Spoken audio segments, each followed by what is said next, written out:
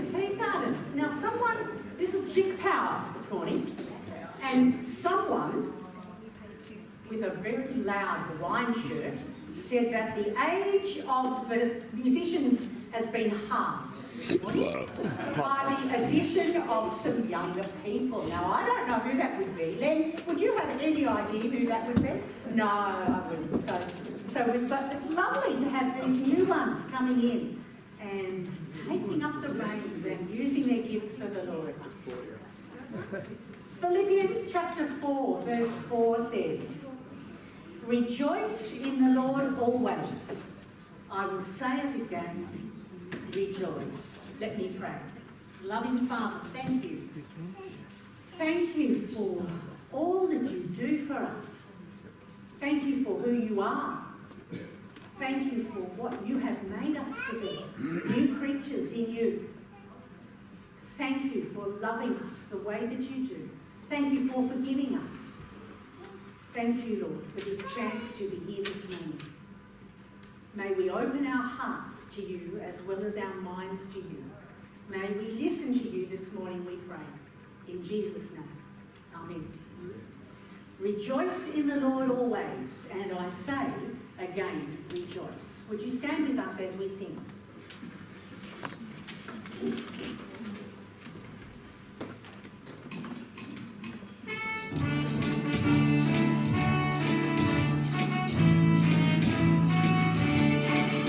Rejoice in the Lord always, and again I say rejoice. Rejoice in the Lord always, and again I say rejoice. Rejoice, rejoice, and again I say rejoice. Rejoice, rejoice, and again I say rejoice. Rejoice in the Lord always, and again I say rejoice. Rejoice in the Lord always, and again I say rejoice. Rejoice, rejoice, and again I say rejoice. Rejoice, rejoice, and again I say rejoice. And we thank Ludwig van Beethoven for the music for this next one. Joyful, joyful. Let's continue that thing. Joyful, joyful, we adore thee.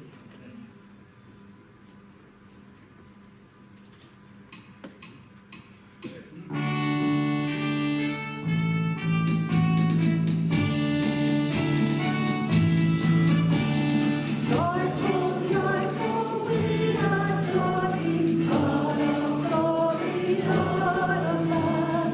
Awesome, oh my God, before thee, holding to the Son above. Help the clouds of sin and sadness, drive the dark hope down away.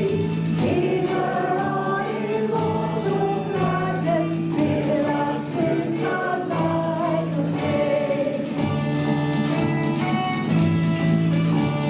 Thou art giving and forgiving, ever blessing, ever blessed. Wellspring of the joy of living, ocean depth of happy rest. Thou art Father, Christ our brother, all who live in love of thine. Teach us how to love each other, lift us to the joy divine. Mortals join the mighty chorus, which the morning stars began. Father, love is reigning for us, brother, love finds hand to hand. Ever singing, march we onward, victors in the midst of strife. Joyful music lifts us onward in the triumph song of life.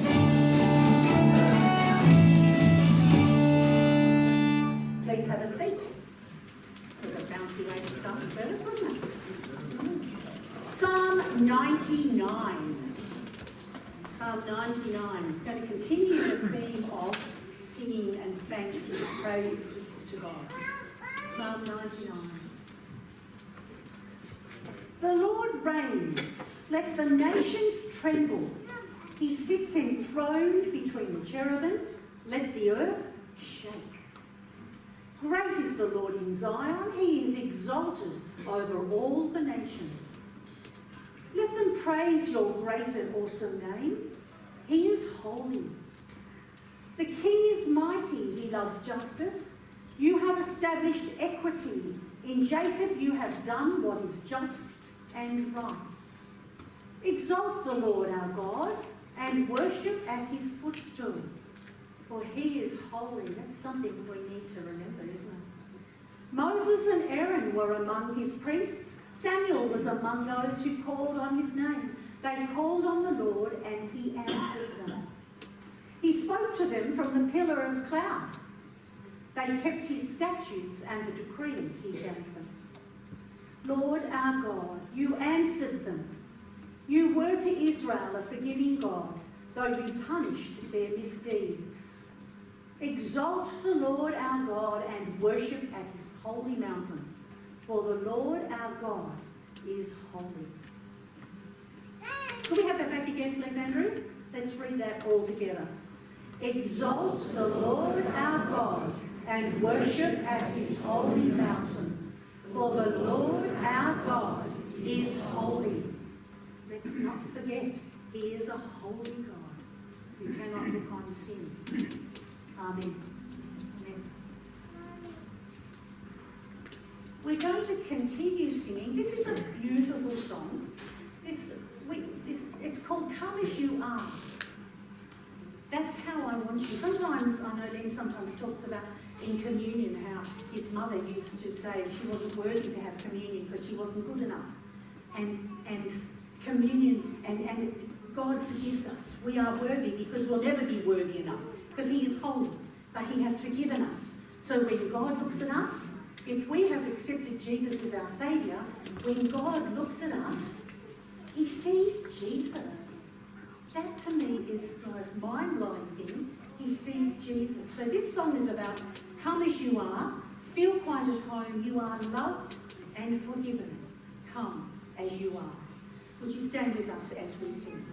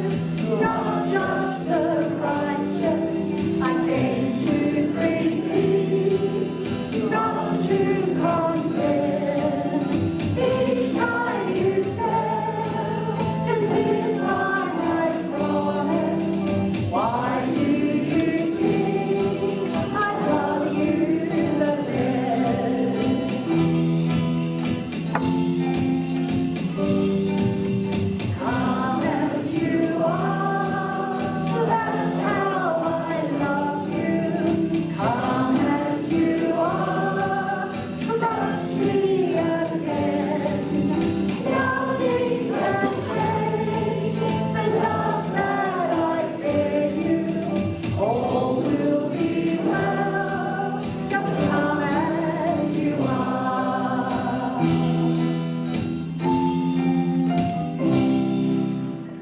have a seat.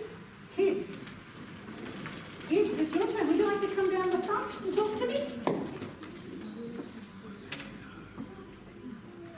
No? Yes?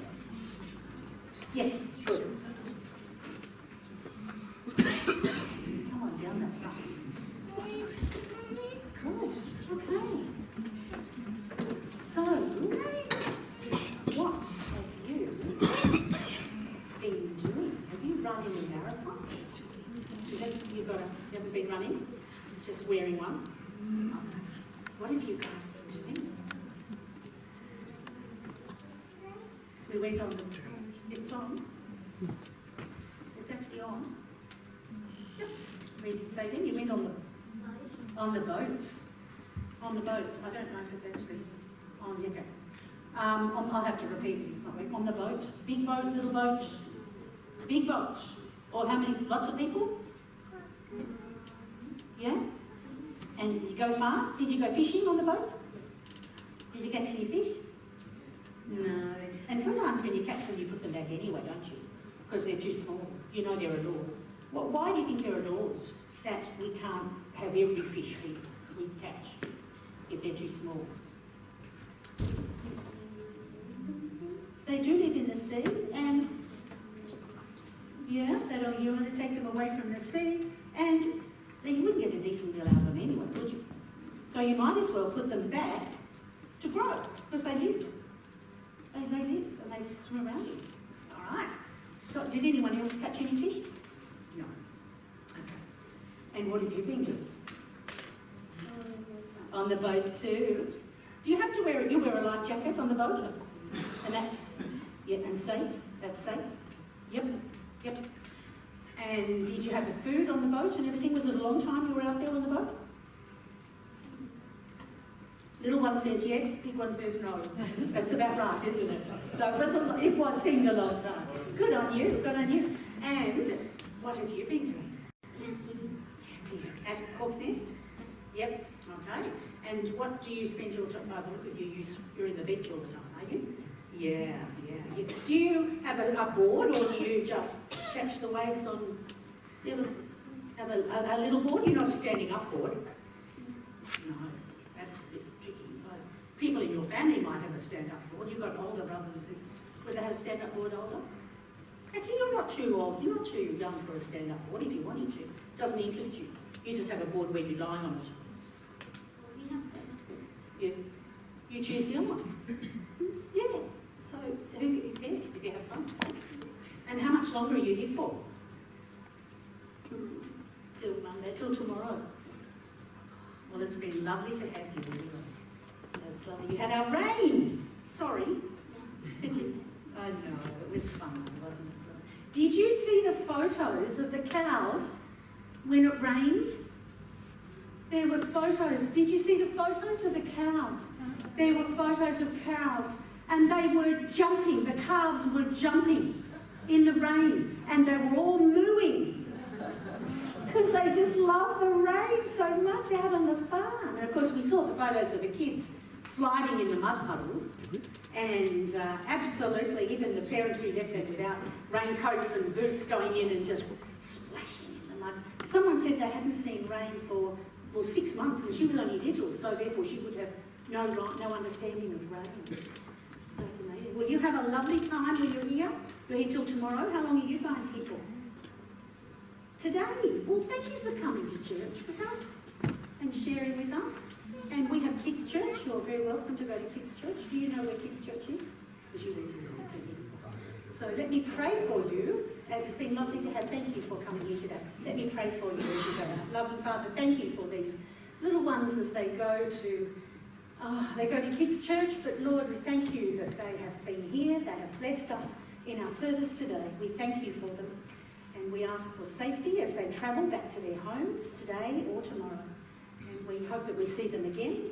Help them to be listening in Kids Church, helping each other and learning more about you. For this we ask in Jesus' name. Amen. You know where to go. Would you like to be fearless leader? Caitlin's not here today. Okay, thank you. Ray.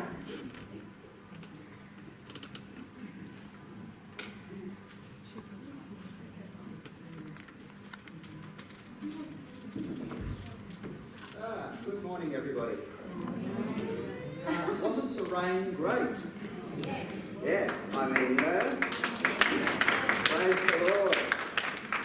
And to think we haven't yet had our prayer vigil. We've only started organising it. Well, you haven't heard of the prayer vigil yet, have you? But you will now.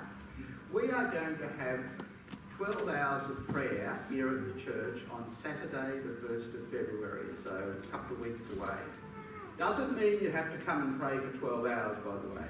But the church will be open from 8 in the morning till 8 at night. And we are going to pray for a complete end to this terrible drought and, of course, a complete end to the shocking fires that are still burning in some areas of the state and interstate. So we're going to bring this before the Lord. Now, what we actually need is some prayer supervisors. All you have to do is be here for about 1 hour.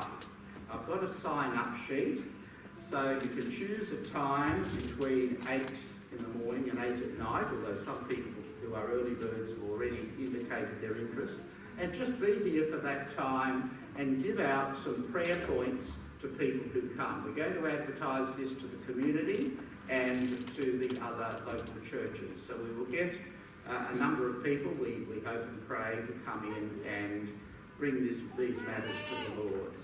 So I'll be around after morning tea or during morning tea with this sign-up sheet. So if you can give, if you're a member of our usual congregation here, I'm not mentioning the visitors, but if you are normally worshipping here, can I invite you to give 1 hour to just be here and give out prayer point sheets? That's all it involves.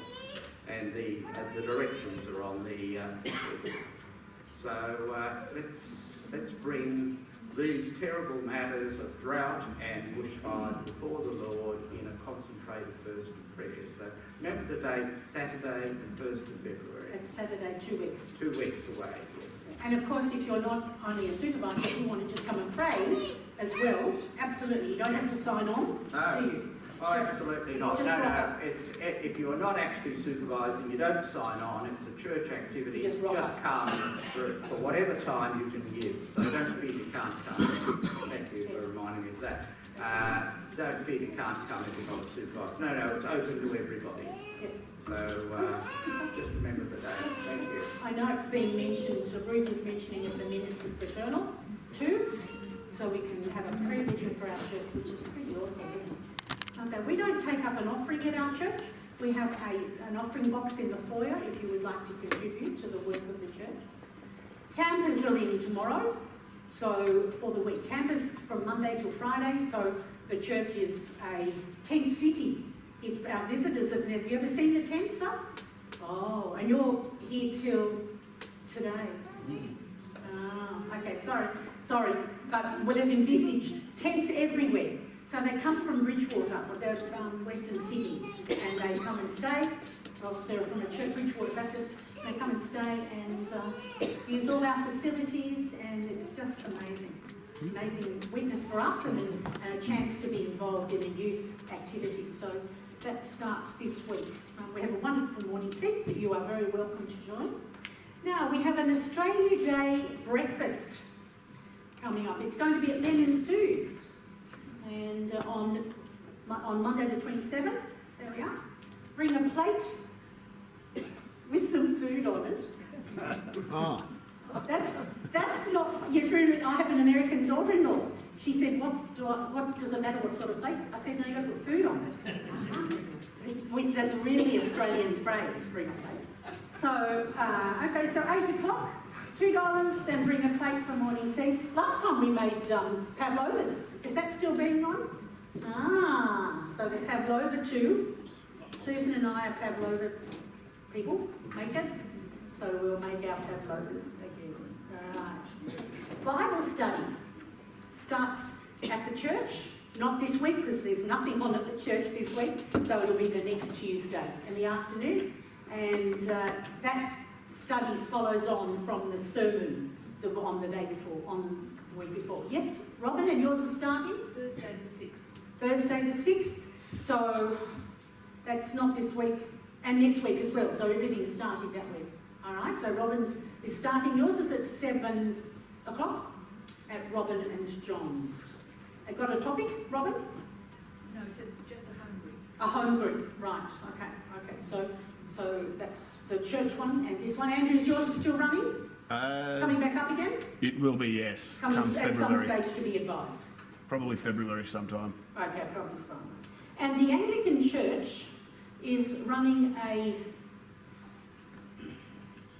an Ageing with Grace course. Someone who's aged, I think, thinks it's too late. I think No, that's not what you were saying, was it? Okay, from 9, it's caring for the body, mind, soul and spirit and preparing for what's next. So if that interests you, there is a small flyer for that on the front time, and it is on February the 15th. So it's a while away.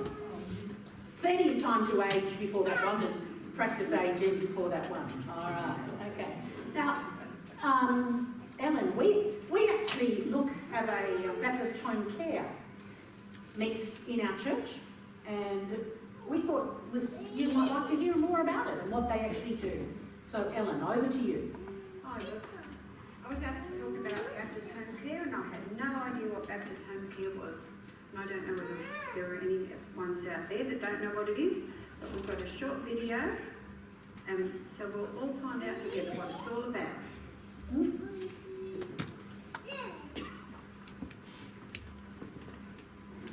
In 1944, a group of far-sighted men and women had a dream to create homes that would welcome and care for people at risk.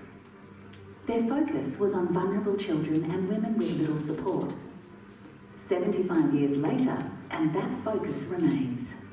In that time, hundreds of thousands of people have been given a shoulder to lean on, shelter from a storm, an opportunity to live well. They continue to be given hope.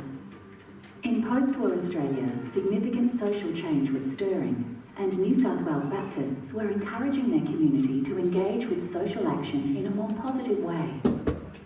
Baptist Care's early pioneers diligently selected a name that said it all: New South Wales Baptist Homes Trust.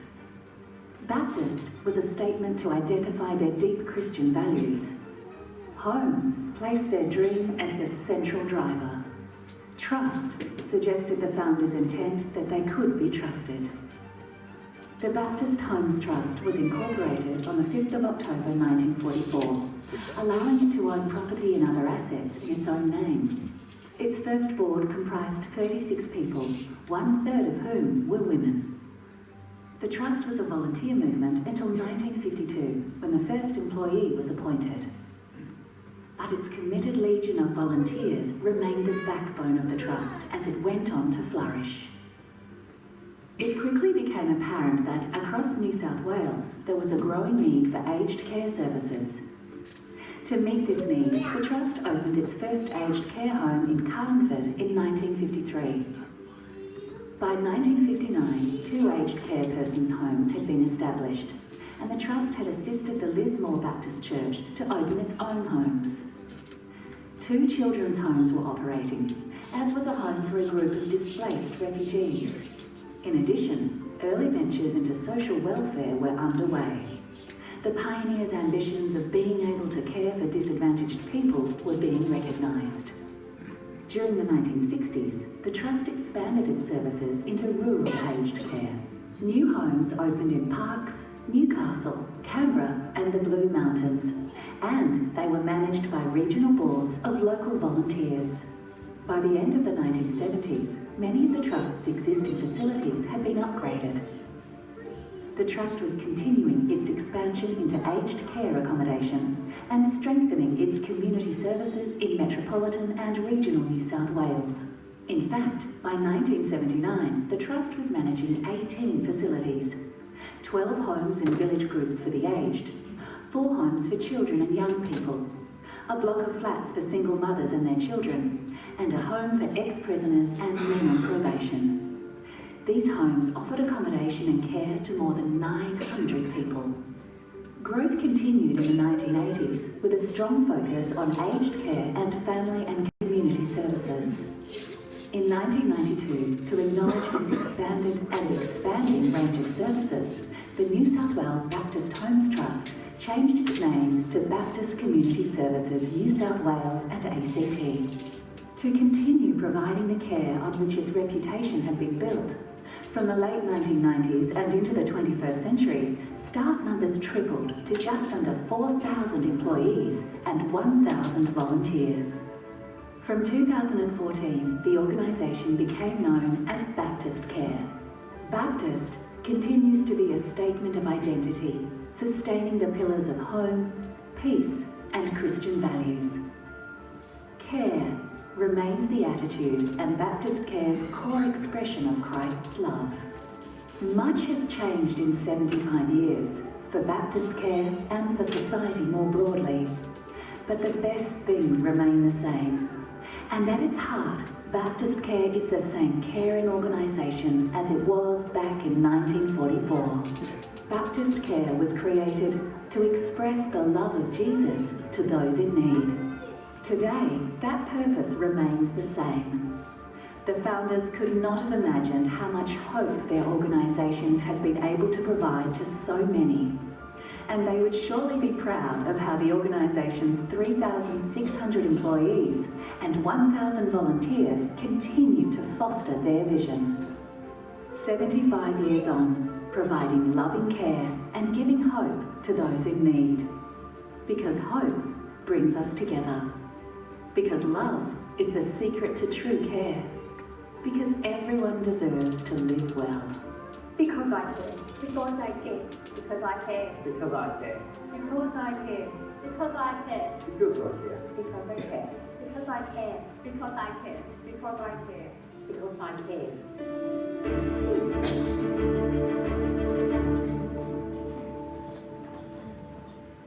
I think we need to pray for all the people that work in these homes because it's really hard with the children because they can be quite rebellious because they don't want to be there. And the same with the old people, the ones with Alzheimer's and things like that. They don't understand. So I'll ask if we can pray for the workers. Dear Heavenly Father, we pray for all these people that work in this home, that you'll give them the strength to look after the children, the elderly, in a way that you want them cared for. And give them patience, Lord, from your love to share amongst all these people. We ask this for Jesus' sake, amen. And we'll just continue in prayer. We've got a few people in our church, Lord, that we want to continue to pray for. We want to bring Stuart before you, Father. Pray for wisdom for the doctors and just support for him and for his family at this very difficult time. We also pray for Janelle, who has some health issues and has asked for prayer. Pray for wisdom there too, and pray for peace for her and for Robin. Pray peace that passes all understanding. And Lord, above all, we want to say thank you. We want to say thank you for the rain, for the hope that it's given, Father. We have prayed, we will continue to pray, but we want to say thank you. In Jesus' name we pray. Amen. As we sing our song before Len comes forward this morning, we're singing What a Friend We Have in Jesus. Can you call Jesus your friend? If you can't, then perhaps you need to ask yourself, why not? Do you know him as a friend? He is your God, but he is also, Jesus is your friend. So what a friend we have in Jesus.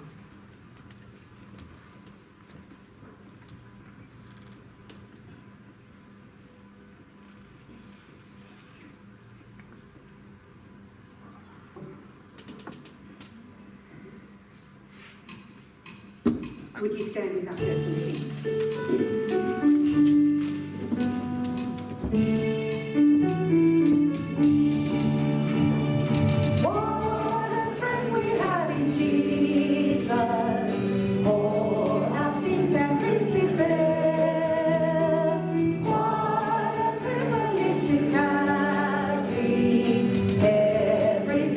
Often forget, oh, what we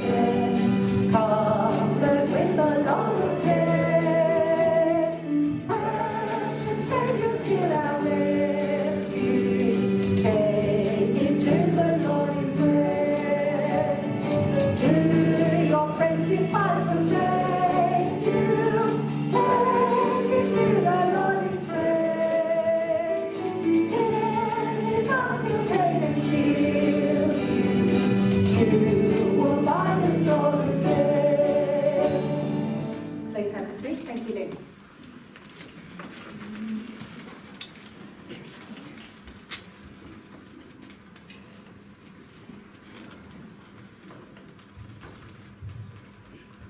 We've been looking at Philippians. We're up to chapter 3. The theme of Philippians is rejoice in the Lord always. It's about life is a journey, life things happen, and even bad things, and we should be rejoicing because we know and understand that God's in control. Even coming here today, we don't know who we are going to meet and where they're from. We know during this Christmas time that many of our folk go away and we get many visitors, not have as many this year because the national park's closed and the fires and so on. But we have visitors. We've got visitors here today, and I'd like to welcome you all here from wherever you be. Most are nearby, but we do have one lady from Ireland. And so welcome. We have after morning tea, after the service, not after tea. It doesn't matter. And we'd like to just welcome and say thank you for coming along and encouraging us. And coming together is about that. It's about encouraging one another to live the life that God wants us to live. We have looked at being of one mind, that was last week, and in the first week, how to live your life according to the gospel. And that's what we should be doing. That's what it's all about. Living our life in the light of the gospel. And I think sometimes we as a church don't do that well. When I say church, I mean as individuals, as a body corporate that we are, here, locally, and also worldwide. But more importantly, we don't do it well because of our relationships with each other. When our relationships should be like brothers and sisters, but not brothers and sisters that are fighting. We are brothers and sisters. Nothing can take that away from us when we're in the Lord's family. So we need to be of one mind and united. So we're going to have a look at Philippians chapter 3. And I hope I've got it right again. And pressing on to perfection. We are not perfect. And I guess this side of heaven we will never be perfect. I know some of you may think that I am. Well, I hate to disappoint you. But I'm not. I'm far from it. That's all right, we know. Although I am close to perfection because I did marry Sue. But we've got to press on to perfection. And I guess it's not... It's terrible how language and words used would say, oh, you're perfect, as an insult. When it shouldn't be. What we're saying is, get on with your life so there's no spot or blemish that takes away from the glory of God. Miracles happen. We can pray for miracles. We see miracles as a result of prayer. But we did not cause or have any input into those miracles. God did it. God chooses. Not on a whim, but as part of his wonderful plan that he has for each and every one of us.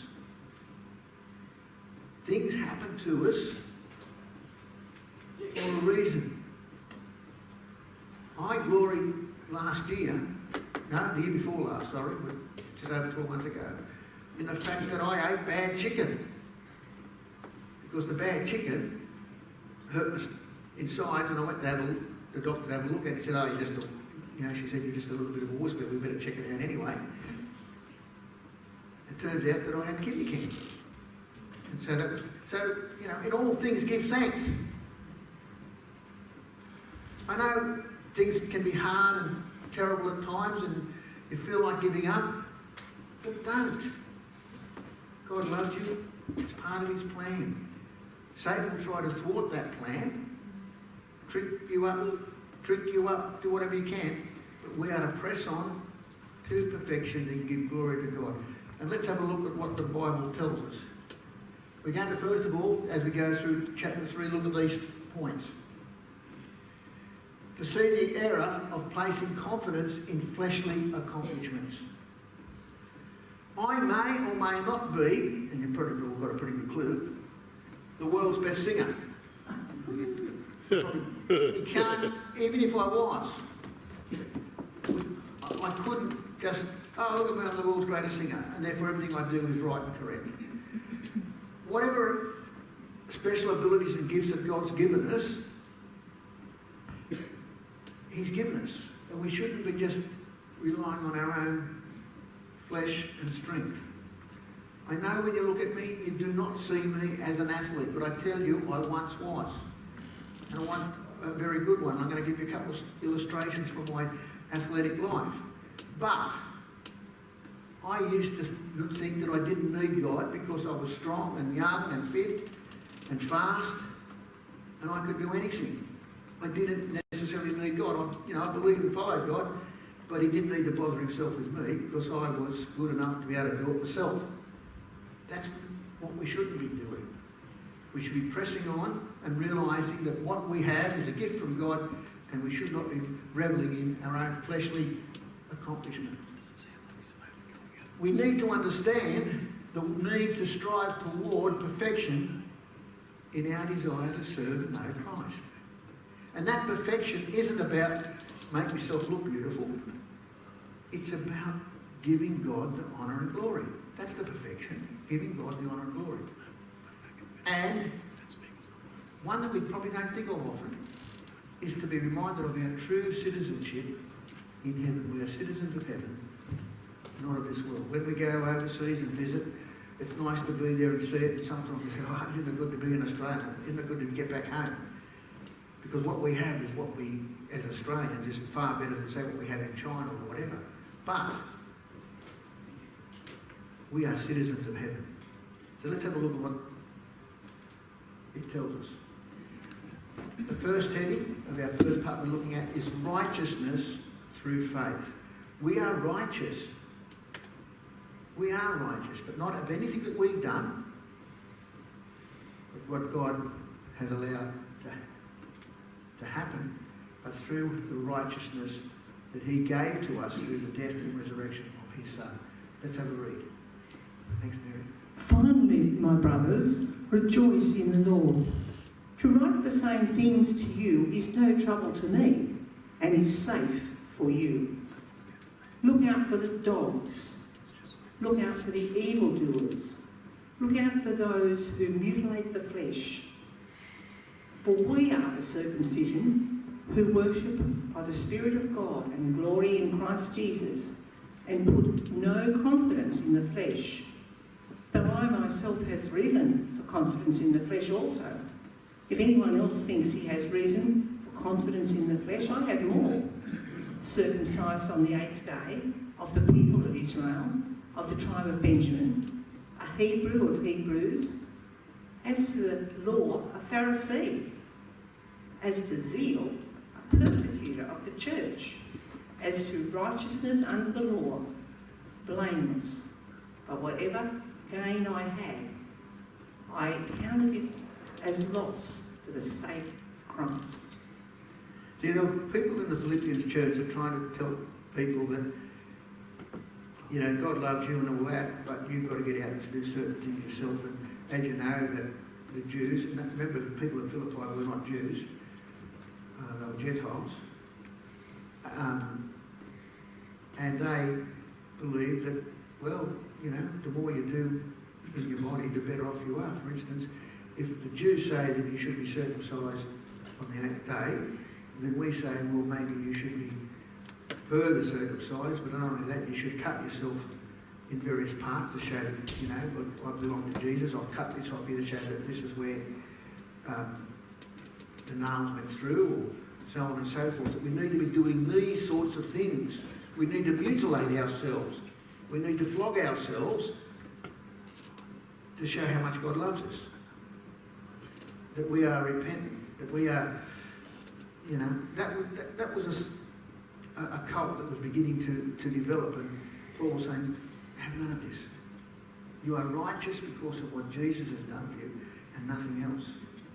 And people say, well, who's Paul anyway? Paul's just, he's not one of the disciples, he's just one of the latecomers. He really doesn't know anything about the law. He really doesn't know anything about Jewish religion. And he says, well, hang on a minute, these are my credentials. I don't go around boasting and telling everybody A, B, C, D, E, F, G, H, I, J. You know, that's what it says. We do not claim what we have done in this world as being of anything.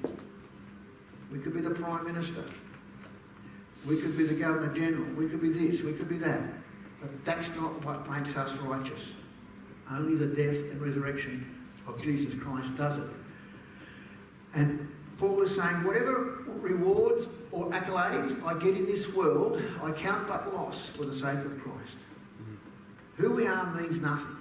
What does mean is what we do and how we reflect the Lord Jesus Christ.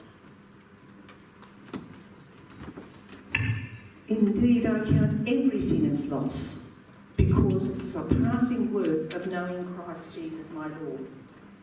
For his sake, I have suffered the loss of all things and count them as rubbish, in order that I may gain Christ and be found in him, not having a righteousness of my own that comes from the law, but that which comes through faith in Christ, the righteousness from God that depends on faith, that I may know him and the power of his resurrection, and may share his sufferings, becoming like him in his death, that by any means possible I may attain the resurrection from the dead. You see, Paul isn't saying that he's got to really work at this. What he's trying to say is, I'm going to heaven because I believe in the Lord Jesus Christ. I'm going to be resurrected. I'm going to be resurrected unto life. Nothing else I do counts. We too here have to realise that nothing else counts. That we are the love of Jesus Christ, going to be resurrected to life. And he said, I want to become so much like Jesus that I want to share in his sufferings. Most of us, when suffering comes along, we say, I don't want to borrow of it. But in reality, Paul's saying suffering is good. Jesus suffered because he was rejecting what this world has to offer, knowing that there is a better world, that there is a better citizenship. So when sufferings come along, rejoice. Because Christ suffered, we should suffer. Maybe. What he's saying is, suffering is something that even Jesus had, and he was perfect. So why do we whinge when we suffer? It's not a matter of just grin and bear it, take one on the chin. It's a matter of rejoicing that Satan thinks you're so valuable that he wants to have a go at you. You see, what's interesting, becoming like him in his death, it doesn't mean that we're to die. It means that we are to become like him in his death, that is, born again, resurrected. Paul's saying, basically, get ready to rejoice, for what happens to you is part of God's wonderful plan for you. So now we need, as it goes on, now we need to strain towards the goal. Not that I have already obtained this, or am already perfect, but I press on to make it my own, because Christ Jesus hath made me his own. Brothers, I do not consider that I have made it my own, but one thing I do, forgetting what lies behind, and straining forward to what lies ahead, I press on toward the goal for the prize of the upward call of God in Christ Jesus. Let those of us who are mature think this way. And if in anything you think otherwise, God will reveal that also to you. Only let us hold true to what we have attained. Paul's saying, I haven't got there yet, And I know that it's going to be a marathon to get there. It's going to be hard. I'm not going to worry about what's happened in the past. I'm just going to press on to getting there. How do we, in our life, treat that? The things that happen to us? Do we, oh no, look what's happened to me now? Or do we concentrate on winning that race? When I was 17 or 18, I was running in the cross country, and it was 3 miles or something, in the state. It's Centennial Park. You had all these people from all over, representatives from all over New South Wales, the best cross-country runners, and they all took off. But you had to go through a little gate in the fence.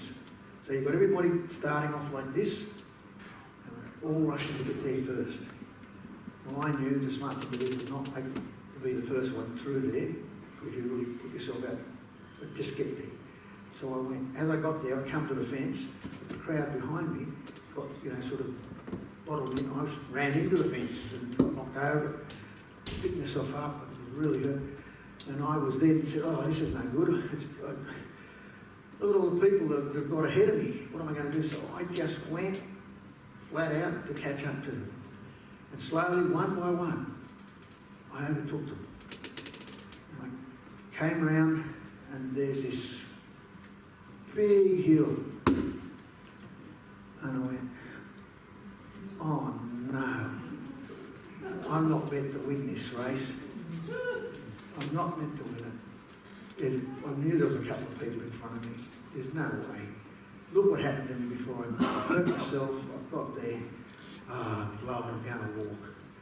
So I just sort of walked as I walked around this hill. And in the meantime, 10 people had taken me. I walked around that hill. I looked up. And there was the finish line. From here to the roadway. I could count 13 people in front of me. I gave up. I forgot what the goal was. If I'd have kept on going, I'd have won that. But I gave up. I allowed the past, it hurt, the crowd, the ordeal, for me to take my eyes off the prize. I didn't press on. Often, and I just see that so much like life. Things happen to us that we forget to press on. We forget that God's there picking us up. We forget that God's there guiding us. We forget that God's there leading us. And all we seem to do is concentrate on what the past was or what the pressure is at the moment, when in fact we should realise that God's there caring for us. We need, and it says, if you're a mature thinker, think this way. Don't think about the pressure. Don't think about the past. Think about pressing on to the goal. Brothers, join in imitating me, and keep your eyes on those who walk according to the example you have in us. For many, of whom I have often told you, and now tell you again here, walk as enemies of the cross of Christ. Therein is destruction. Their God is their belly, and they glory in their shame, with minds set on earthly things. But our citizenship is in heaven, and from it we await a Saviour, the Lord Jesus Christ, who will transform our lowly body to be like his glorious body, by the power that enables him even to subject all things to himself. You see, in this world, in this life, we're living in a world or a citizenship that's not ours. Our birthright is in heaven. Our glory is in heaven. So what happens to us here on earth is irrelevant. It's a matter of not being distracted from the goal. It's a matter of not being distracted from the goal. What's the goal? To be more like Christ. To be resurrected like Christ. To be with God in heaven. That's our goal. And we ought not be distracted. I mean, I found it really strange in the first part of the verses that we read that Paul opens up and says, you know, ignore the dogs, the evildoers. I mean, that's strange and harsh words coming from Paul. But he's telling the truth. Our life that happens around us, there will be evildoers. They come out saying all sorts of rubbish. But we are to work on the prize. Keep our eyes on the prize. When I was in year 11, I got selected to go and try out for the New South Wales State, you know, under 18 to 17 rugby league team. Now my goal, my prize, should have been to get in the New South Wales State side. That was my aim. But my aim was to go and be a winger. Because I was fast. There was probably no one faster at that stage than I. And I went and tried out. And sure, I was fast as a good winger. But they didn't want to choose me as the winger. They chose a couple of others. And they said, would you like to be in the second row? I never played second row in my life. And they've got to be joking. No way. I should be chosen as a winger. Oh, forget you lot. You can't choose me as a winger. I don't want to be there. What an idiot. What was my prize? What was my goal? To be selected in the New South Wales State team. I was selected if I was prepared to play second row. But no, I was better than that. You see, we can often have that attitude to God. God, I should be up the front doing this, or I should be doing this, or I shouldn't have to be doing that. This shouldn't be happening to me. And God, if you hadn't taken my younger brother or my wife at a young age, you know, I believe in you.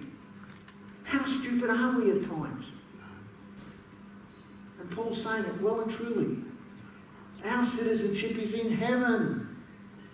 We need to have our lives transformed so that we and realise that we are to reflect God. And what's the prize? What's the goal? To give God the glory. In the church, we squabble sometimes. And we forget our job is to give God the glory, not to stand on our own dig. Oh, I'm not going to go along to the Bible study there because Jeff goes. And Jeff's got a funny, horrible beard. They're the attitudes that we sort of have. No, I only said that, Jeff, because it's the exact opposite. But you get the point? That's how stupid some of our squabbles can be. Yeah. We don't see them that. It's about whether or not we sing the music in the right way, or whether the colour of the lights behind me is the right thing, or whether the chairs are comfortable enough, or whatever. As I said last week, we're going to get our toes trodden on, but we've got to remember we're citizens of heaven and what the goal is. But we let the toe treading to distract us from what we should be doing. So, some take-home points. Do we live daily knowing that our true citizenship is in heaven? Do we? Or do we think we're citizens of Tea Gardens, Hawk's Nest, or Ireland, Indiana, or wherever? We are citizens of heaven. And we should be acting like citizens of heaven. We know better. We should be striving to show that God is God, that He loves us. It's the most important thing that we can do. And are we eagerly waiting for Jesus Christ, who will transform our lowly bodies to be conformed to His glorious body? Glory is around the corner. Glory for each and every one of us is around the corner, so don't give up. Don't give up. Next week I'm going to ask you to do something with your phones. So if you've got a phone next week, bring it along. Put it in your pocket, bring it along. You see,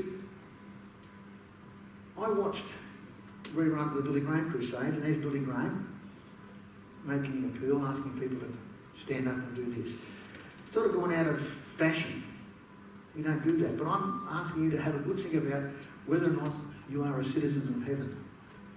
And then I saw a movie yesterday. And the pastor's up there and he said, I'm not much one on appeals, and besides, we're in the modern technology age. He said, I wouldn't even know what Facebook or Twitter was. But I do know that we get phones and we do get messages. So what I want you to do now, he says, is take out your phone and to text someone, either yourself, your wife, or whatever it is, 2 words, I believe. He said, by doing that, you're showing that you are committed to the Lord Jesus Christ. I'm not going to do that today, but I am going to challenge you to think about it. Are you a citizen of heaven? Next week we will, with your phones, take, if you can, we'll text someone about what Paul is saying in Philippians 4. But today, I want to leave you with, do you realise you are a citizen of heaven? Do you need a passport to go to heaven? Do you need a ticket to go to heaven? Where am I going to get the money to buy that ticket to go to heaven? Guess what? It's being paid for you. No visa or passport required. All you've got to do is say, thank you, I'm getting on the bus, I'm getting on the boat, I'm getting on the plane. I'm going to heaven. Are you a citizen of heaven? Shall we pray? Dear Lord God and Heavenly Father, we would ask, Lord, that thank you for what your Son has done for us. Help us, Lord, to realise that we are indeed citizens of heaven. Help us, Lord, never ever to take our eyes off the prize, that we, with your help, shall continue to strive so that our bodies, our lives, will be transformed into a glorious one that you have promised us when we get to heaven. In Jesus' name, amen. So I guess the question you are to ask yourself is, are you a citizen of heaven? Because our God reigns. We've read about him being holy in our Bible reading today, and he reigns. He is our God. He is in charge. He is absolutely he is omnipotent. He is powerful. Our God reigns. Would you stand with us as we sing? Our God reigns. Peace.